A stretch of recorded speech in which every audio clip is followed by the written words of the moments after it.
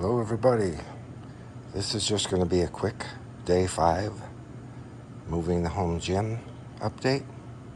Just wanted to show you what the gym looks like at this point. As you can see, a lot of things have been cleared out. All the benches that were over here are gone. The incline bench is gone. The hoist plate rack is gone. The dumbbells have all been removed. I've taken some of the rubber mats up, and I'll bring you up to the garage in a minute to show you that. But by the looks of it, I'd say 2 to 3 days left by the time I get these 2 machines disassembled and moved up out of here. Some of the things that you don't expect to be hard going back up the stairs turned out to be some of the most interesting ones to move. I'll talk more about that once I get up to the garage. I'll catch you in a minute. Okay, here I am in the garage, the staging area, just before loading the truck to take over to the storage area. These rubber mats are some of the biggest pain in the neck you can imagine. You know, what you don't realize is when you have a gym in the basement, a lot of that stuff goes down the steps very easily, but when it comes time to bringing them back up the steps, that's a whole new story. My wife said never get a home gym in the basement unless you have a walkout, which I think is very good advice. So anyway, what I usually do with these rubber mats is I'll start to roll them up. And the way I do that is I'll take the end of the mat and I'll fold it about 3/4 of the way across. Then I'll grab the end of it and tuck it under while I'm laying on top of the mat to start the roll. And then I'll just keep on laying on it while I'm trying to roll it up and get a string around it or whatever to tie it up.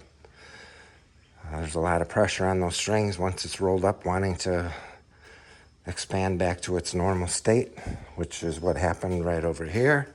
That one popped loose. But once I get them in storage, I plan on storing them all flat anyway to save more space.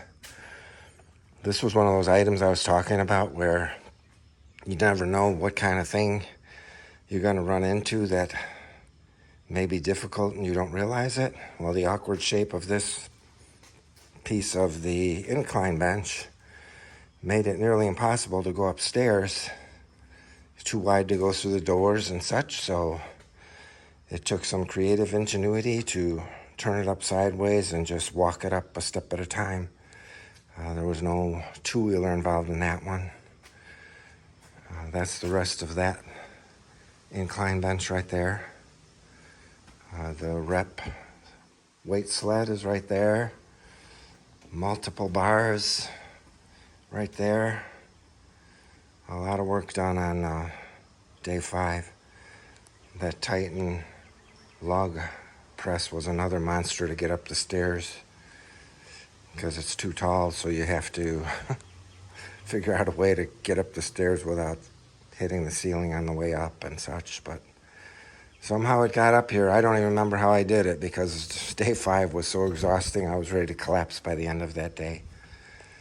But the next step is probably bring this stuff over to the storage area later. And I just wanted to give you a wrap on day 5. I know I didn't video a lot of it because it was just too busy, too grueling after so many days in a row. I was just exhausted and wanted to get this stuff done without stopping to video things. So that's my summary of day 5. I hope you're keeping up with the series.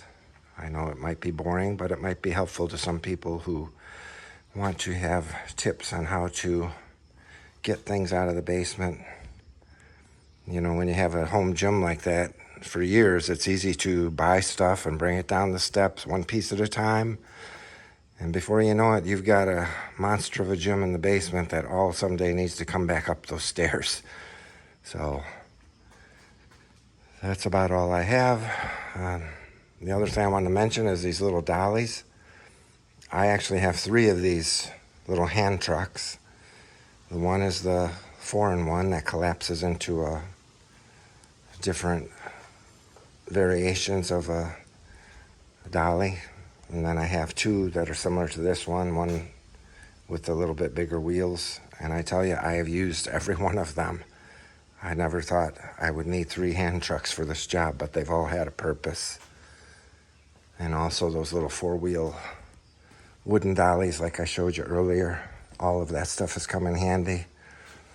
Some of it I keep at home, some at the storage shed, so I have all the conveniences in each place I go. But that's the end of my summary of day 5.